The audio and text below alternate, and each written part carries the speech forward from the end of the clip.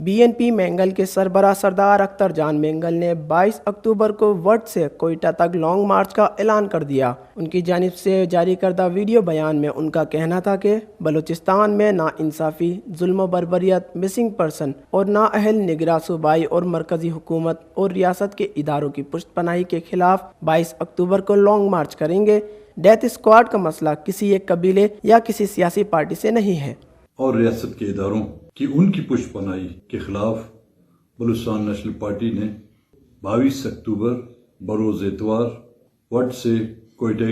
تک long march کا اعلان کیا ہے۔ ڈیتھ اسکواڈ کا مسئلہ کسی ایک قبیلے، کسی ایک علاقے اور نہ ہی کسی ایک سیاسی پارٹی سے ہے۔ شاید ہی کوئی ایسا قبیلہ یا علاقہ بچا ہو جس سے اس ڈیتھ اسکواڈ کی دہشت اور ان کی قتل غارت گری کے نشانات نہ ملتے ہوں۔ سیاسی پارٹیاں ہوں، قبائلی لوگ ہوں، بلوچستان میں بسنے والے، چاہے بلوچ ہوں، ہزارہ ہوں، پشتون ہو، ان کی ظلم و زیادتیوں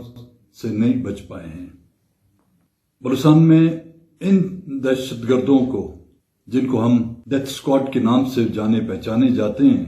ان کو بلوچستان کی نسل کشی کے لیے لائسنس ٹو کل یا مار دینے کا لائسنس دیا گیا ہے۔ پورے پاکستان میں فرقہ پرستانہ سیاست پر پابندی ہے، فرقہ پرستانہ تنظیموں پر پابندی لگائی گئی، لیکن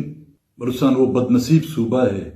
جس میں نہ کہ صرف ان کی پشت پناہی کی جاتی ہے، ان کو سرکاری پروٹوکول دیا جاتا ہے۔ سینکڑوں معصوم لوگوں کے قتل میں ملوث انہی دہشت گردوں کو سرکار کے ادارے اپنا سرمایہ تصور کرتے ہیں، اور ان بیڑیوں کو، بلوچستان میں بسنے والوں کو ہم نے ہی بچانا ہے ان بیڑیوں سے، اور ہمیں وڈ سے کوئٹہ تک عوام کا ایک سمندر لے کر کوئٹہ پہنچنا ہوگا، اور حکومت وقت اور ان اداروں کو یہ باور کرانا ہوگا کہ بلوچستان لاوارث نہیں۔ انہوں نے اہل بلوچستان سے مخاطب ہو کر کہا کہ 22 اکتوبر کو اس ظلم و بربریت کے خلاف ہر نوجوان اور بزرگ کو نکلنا ہوگا تاکہ یہ ثابت ہو سکے کہ ہم میں سے ہر ایک شخص بلوچستان کا وارث ہے۔